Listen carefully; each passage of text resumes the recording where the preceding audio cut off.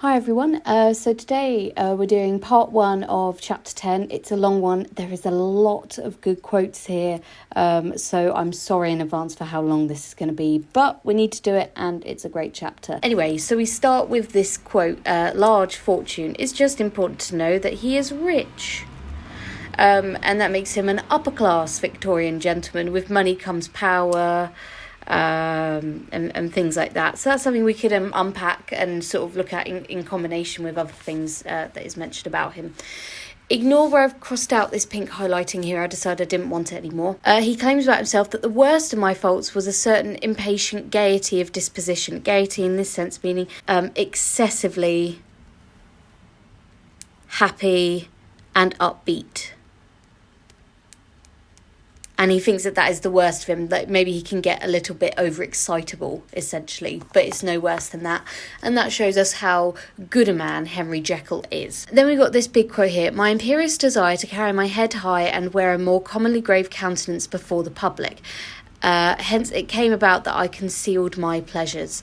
In other words, he had a desperate desire, so I've pre-written this, to be socially acceptable. It's a very desperate desire, and he concealed his pleasure. He repressed his desires. We've got alliteration in head high, and it stresses the fact that society demands people to maintain their reputation and dignity, and for Jekyll this is quite stifling. So to summarise, high demands, gonna have to squeeze that in, of society equals pressure. And then also the verb wear, to wear an imperious desire to conceal everything. So that verb wear meaning almost like it's that socially respectable persona is a costume and he is acting a part rather than being his true character. So Jekyll is a costume he wears / an act for society. And this makes us question, is Hyde the truer self? That's open for debate. So I've had to squeeze that in. So verb wears, Jekyll is a costume he wears / an act for society. Is Hyde true self? Sorry, I messed up the true. And then also concealed, hidden, hide, witty pun. Great work, Stevenson. Again, just highlight the word duplicity there. It of course links to duality. It's always nice to have reminders of that key theme within the text. Now I'm going to move on page to here. It's another big one. Man's dual nature. So again, that repetition of duality and there being two sides, a good and an evil. You feel free to write down what this student has or just highlight it for what it is. And he claims that man having a dual nature lies at the root of religion and is one of the most plentiful springs of distress. So this is a metaphor. And it's almost saying that the battle between the two sides is overwhelming in the way that a sort of spring is. Like it's this overwhelming sort of constant sort of water gushing everywhere, and that's kind of what these two sides are within his conscious. It's just too much for him and for anyone apparently. I was no more myself when I laid aside restraint and plunged in shame than when I laboured in the eye of day at the furtherance of knowledge or the relief of sorrow and suffering. So Jekyll's being very explicit here. He was equally himself when he was submitting in his desires and committing dreadful acts than when he was engaging in good. So that's kind of what this line translates as. Both good and bad side is equally in Jekyll. They are both there. He's not saying that the bad side isn't him. It is, as well as the good being him as well. I like the choice of the verbs here. Laid aside. and plunged when talking about doing the bad stuff. These are active verbs. I laid aside restraint and plunged in shame. So that's him doing the bad stuff. So it shows how vigorously he pursues and goes for shame, versus laboured, which has this association of that it's hard work, laboured in the eye of day, doing good acts. So being good is tiresome and hard work. It is easier to be bad and plunge into the shame and lay aside rather than labouring to be good. Do you see? And then also that it's in the eye of day, the labouring in the eye of day, that good happens in the daytime. And consequently, as we've seen previously in the book, the bad stuff happens at night time. Then I'm going to go down the page to here. I thus drew steadily nearer to the truth, by whose partial discovery I have been doomed to such a dreadful shipwreck, that man is not truly one, but two. And this is kind of what I want us to really get at. A common misconception is that Jekyll and Hyde are separate people. They are and they aren't. Yes, we should talk about them separately when analysing, but we should always come back to the core root of they are the same person. Man is truly two, that both coexist inside each human, essentially. But he acknowledges that this, I've been doomed to such a dreadful shipwreck. This realisation that man is both good and bad is a dangerous one from that metaphor of the shipwreck. That's a metaphor, and obviously a shipwreck, a dreadful one as well, has connotations of fear, danger. The word doomed has these connotations of religious judgment,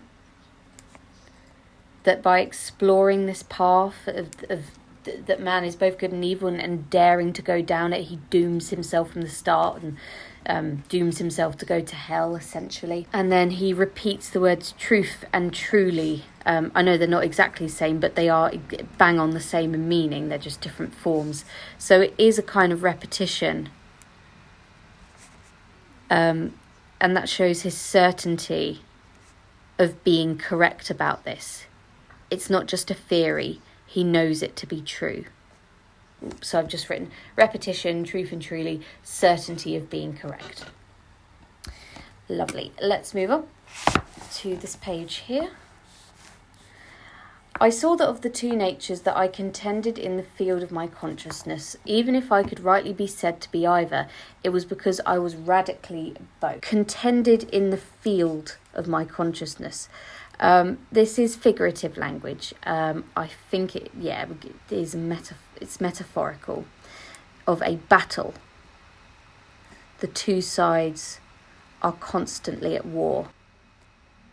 Even if I could be rightly said to be either. So in other words, even if people would say, oh, you're mostly good, you're just good, or you're mostly bad, yeah, you just fall into the bad, it was only because I was radically both.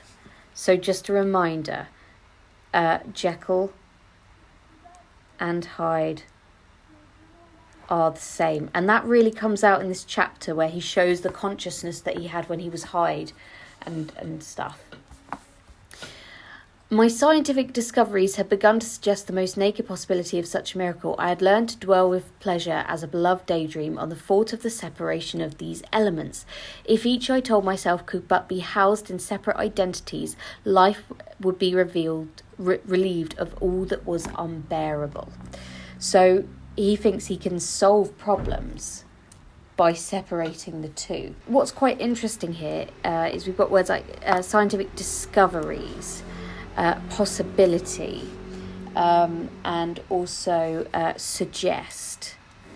These are very, you'll know this from doing your experiments in science, but this is all scientific language. And this language suggests Hyde was uncovered and not created. I know we've got these links to Frankenstein potentially, but this is the difference between the two. Hyde was already there. Hyde's been here the whole time. He's just been revealed. Remember, it's not like Edward Hyde came up with the name. Jekyll technically came up with a name for him. Or Stevenson, really, when you think about it. The description of man's dual nature as elements has scientific associations, and Jekyll's motivations were scientific and not necessarily just anti-religious. So let's find the word elements. Where is it? Elements. Jekyll's intentions are scientific. And I would say wholesome. To demonstrate this, hopefully you've got another colour pen or a pencil or a highlighter or something. I'm just going to get wholesome. And these are the words in this quote that show he thought it was going to be a wholesome thing. Miracle. And words like beloved daydream. Very nice. And also, I guess, the word pleasure. You know, the intent behind him doing this was a good one. And this is further backed up in the next quote. The just could walk steadfastly and securely on his upward path, doing the good things in which he found his pleasure, and no longer exposed to disgrace and penitence by the hands of extraneous evil. This is Jekyll's intent, and the reason why he does it, which I think a lot of people forget about, so please do remember this. Most people think he wants to just create the Hyde, uncover the Hyde, so that he can be more evil and act on these, deep pleasures and things that he wants to do. Really, but he doesn't talk at all here about what he would do in his evil form. He talks only of how it would benefit his good self. So Jekyll's intent was to get rid of the bad and be purely good. Because Jekyll admits later on, and it will be highlighted, that about 9/10 of his life, I think he says, was doing good acts. But there's just this 1/10 in this very small piece of him where he's like, oh, I'd quite like to do that, but that would be wrong. And he wants to essentially get rid of the part of him that wants to do these bad things, but knows better of it. So that there's no longer this battle and this war within him, and he can just live peacefully. So his intention actually was very religious, very moral, and very wholesome. And we must remember that. On to the next page. He also says that the good and the bad were bound together in that agonised womb of consciousness. So not only is it a battlefield, it's also an agonised womb. Agonised meaning it causes him pain. And the womb being a place of birth. That the good and the bad thoughts are sort of created there. They are given life. They pre-exist. These polar twins. This is an oxymoron because polar means opposite. And twins are normally, the connotations that they have a lot of similarities. Often they look the same. Oftentimes we find they act the same as well. Not always, but often. Should be continuously struggling. So that's a nice little oxymoron there. Then further down the page, the trembling immateriality, the mist-like transience of this seemingly so solid body in which we walk attired. So Jekyll considers a further aspect of the dual nature of man. Whilst humans may seem strong, we are in fact insignificant and temporary in this world. Seemingly so solid body. So man thinks he is strong, but actually insignificant. Seemingly so solid body, we've also got that nice use of sibilance, and it emphasises the irony that we think we're all that and we're not. Let's say emphasises irony of human condition. We've seen this in poems like Ozymandias, and also later on when we do Tissue. That's the whole message of those poems. The interesting use of that verb attired means to wear. Again, just like we're wearing a costume or a disguise, so I've had to, that does say costume, I've had to squeeze it in. Mist like transience, that is this simile. It encapsulates our fleeting impact on the world, because it's like mist. It goes in a flash and it's not fully formed. Then, because I have been made to learn that the doom and the burden of our life is bound forever on one man's shoulders, and when the attempt is made to cast it off, it but returns upon us with a more unfamiliar and more awful pressure. Essentially, his message,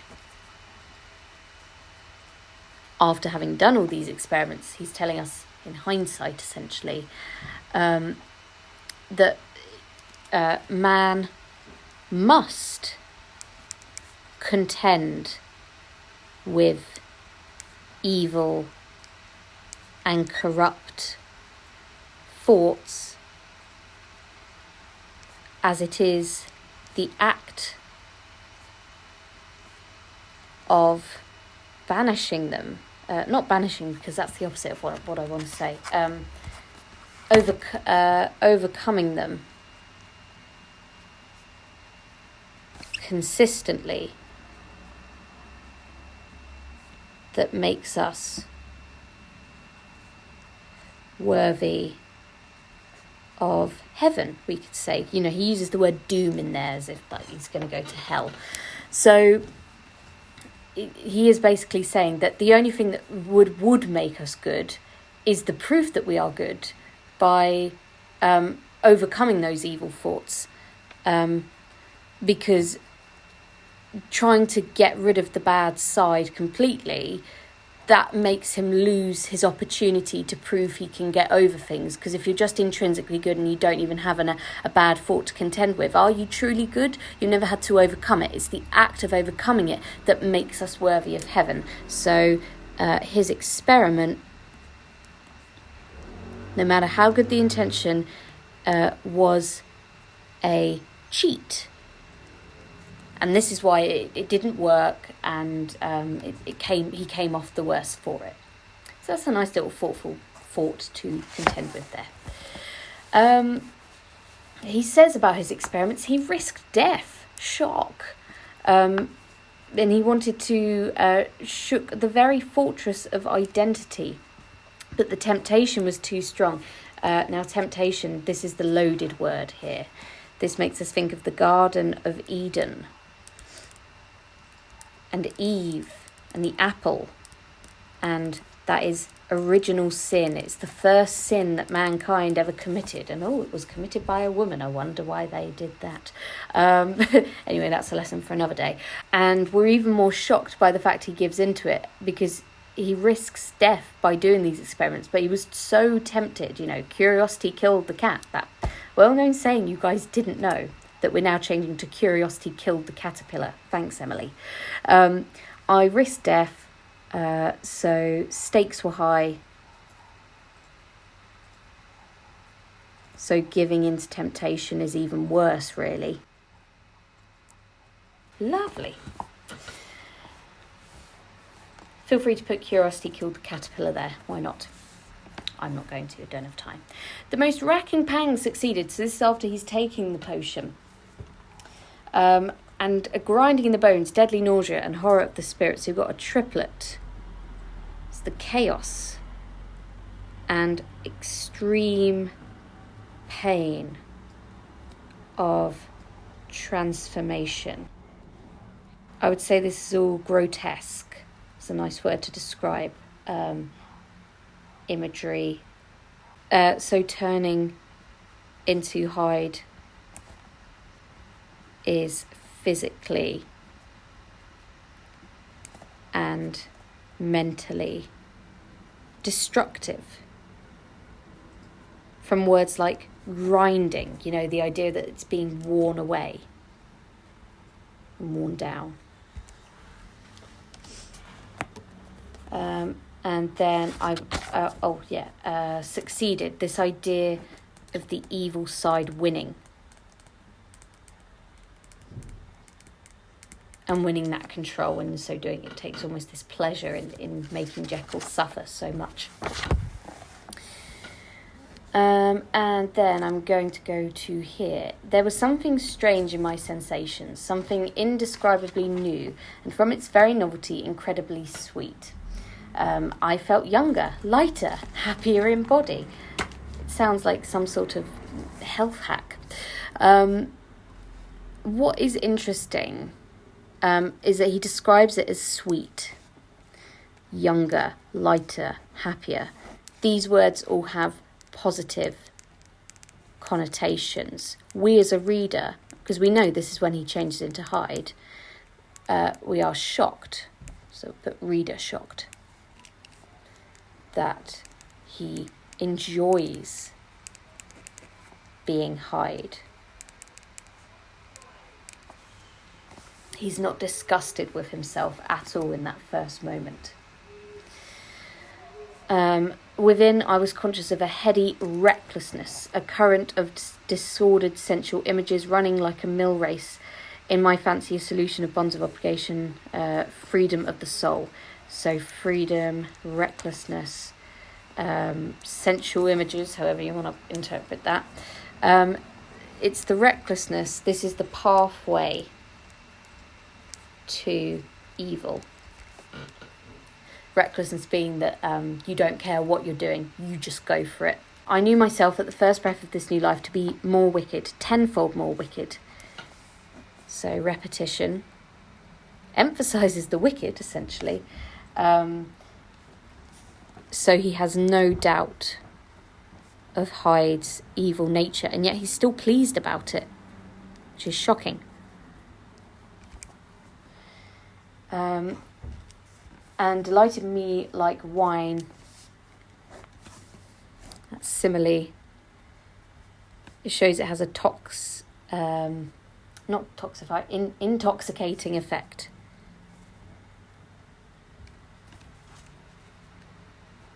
And also we could say addictive, as alcohol is, because it makes you feel great and then you get addicted to that feeling, especially if you're used to not feeling good. Sold a slave, that metaphor, that he's now trapped by Hyde and is now a slave to Hyde and must now be controlled by that psyche.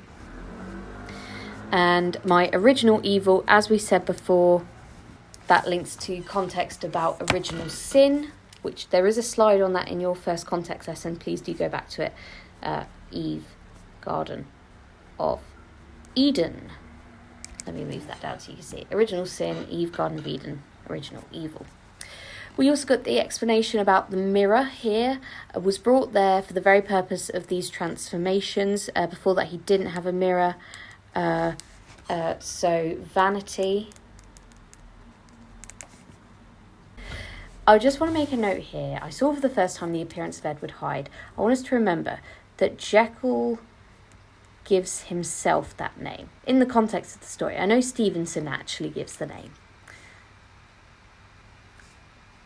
So that character name is very important. We're not going to go into that. We've done this before, that Hyde, literal Hyde and things like that.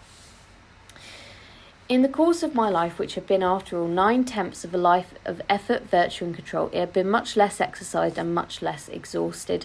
We've talked about this. This is the explanation of why Hyde is small. 9/10 a life of effort, virtue and control. So a reminder that Jekyll is not wholly good. He is 9/10 good, which is good in itself, but it's not completely all the way. Whereas Hyde, we get the impression, is completely evil with no redeeming features. He is an ugly idol in being godlike. You pray to an idol. I was conscious of no repugnance, rather of a leap of welcome. This too was myself. It seemed natural and human.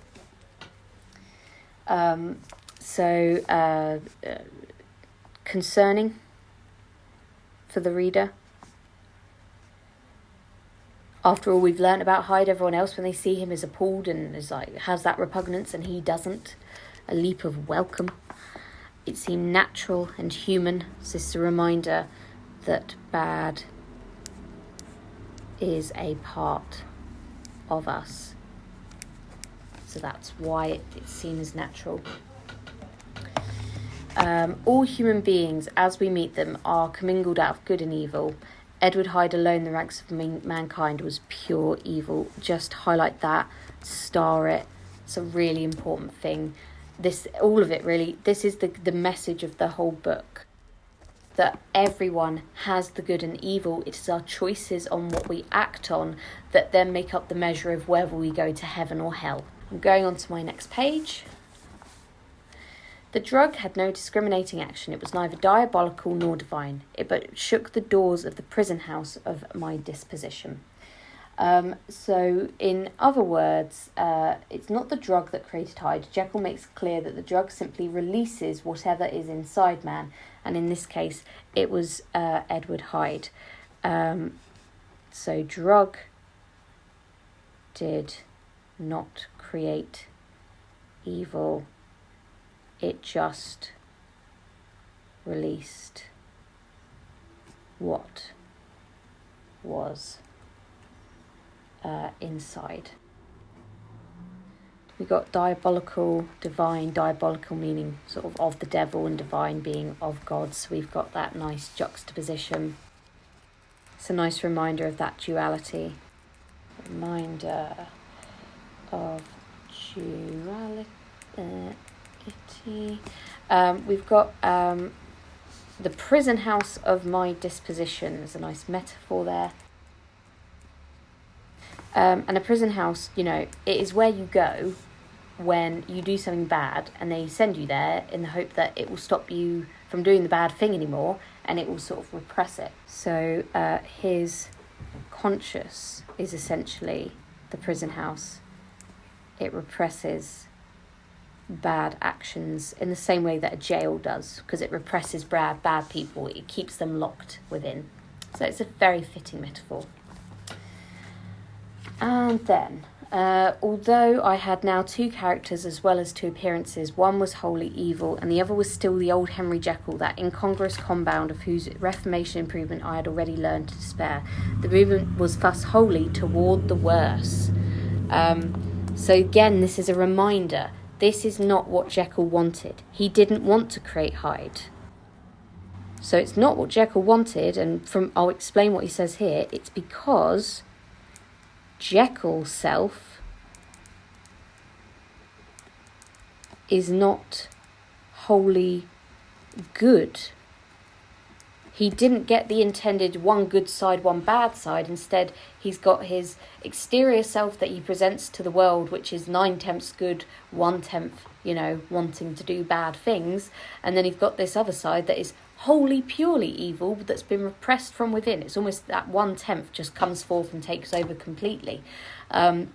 So he's not achieved what he wanted. It's not helped him in any way at all.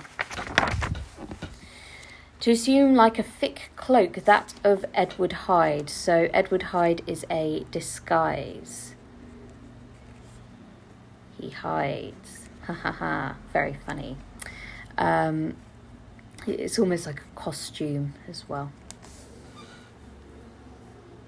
The fact that it's thick, obviously, he really, that desperation to conceal.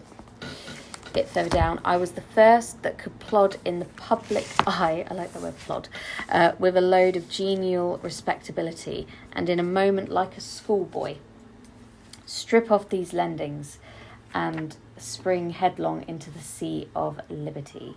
So, in other words, the socially acceptable way to behave is tedious and restrictive. Jekyll sees his discovery as a way of unburdening himself and becoming free. So, Jekyll sees...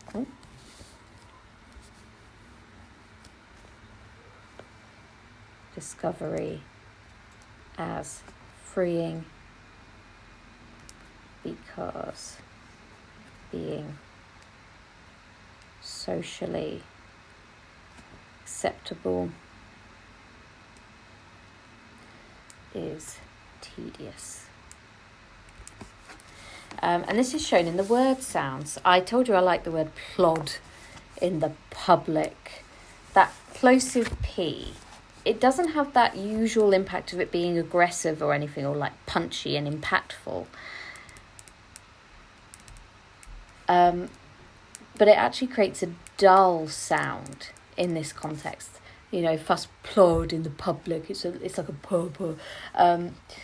It sounds heavy and tiresome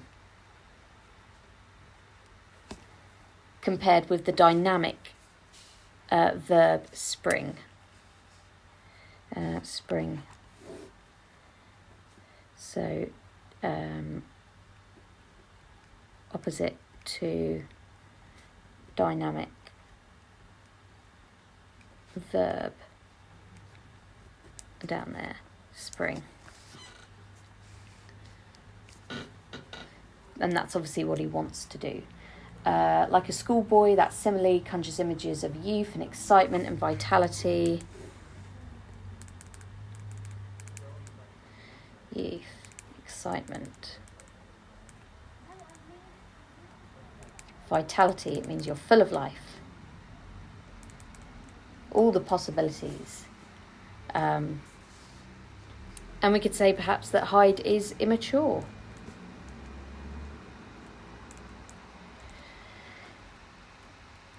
Lovely. And then I'm going to move on. Down here. His every act and thought centred on self, drinking pleasure with bestial avidity from any degree of torture to another. Hyde's wickedness extends beyond simply harming others. He is selfish. Takes joy in suffering. So Hyde takes joy in suffering of others. No compassion.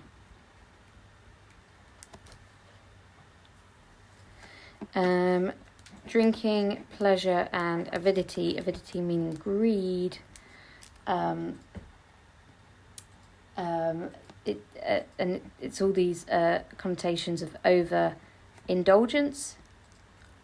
You could say sinful, in that the 7 deadly sins are all about overindulging in something. You know, it's fine to eat, but it's not fine to overindulge in eating, and therefore you commit the sin of gluttony. It's fine to want things, but it's not fine to be avaricious and greedy, because that then becomes the sin. The quote actually continues on to the next page. He says that Hyde is the man of stone. In other words, he is relentless.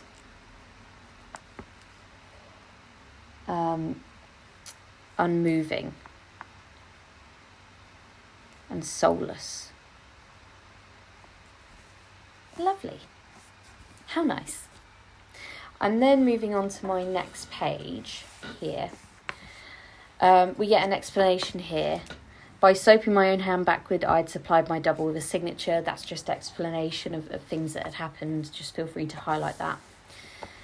The hand of Henry Jekyll, as you have often remarked, was professional in shape and size. It was large, firm, white and comely. So Jekyll is reliable, solid, dependable, compared to Hyde, who we'll see on the next page. His lovely hand description. Lean, corded, knuckly, with a dusky pallor and thickly shaded and swart growth of hair. That swart growth of hair is that kind of animalistic sort of description. And then another plot point. I had gone to bed Henry Jekyll. I had awakened Edward Hyde. How was this to be explained? How was it to be remedied? The punctuation here shows his confusion and panic.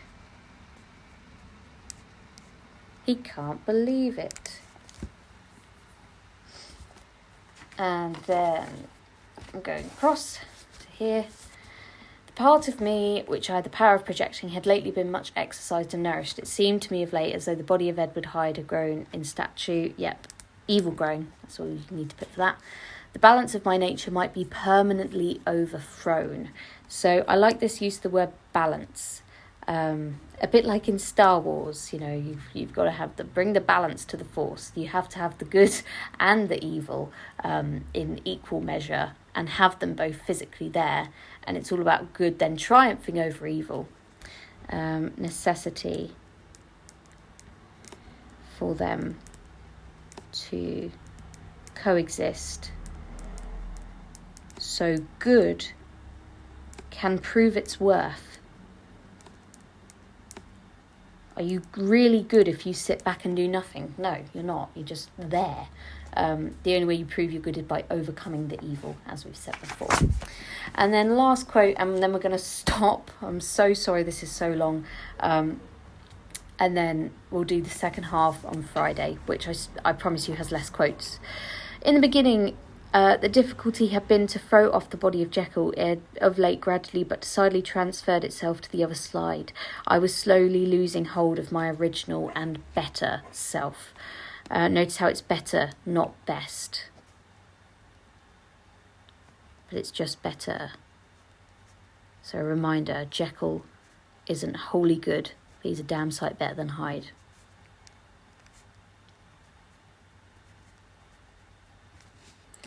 And this again is just an important plot point.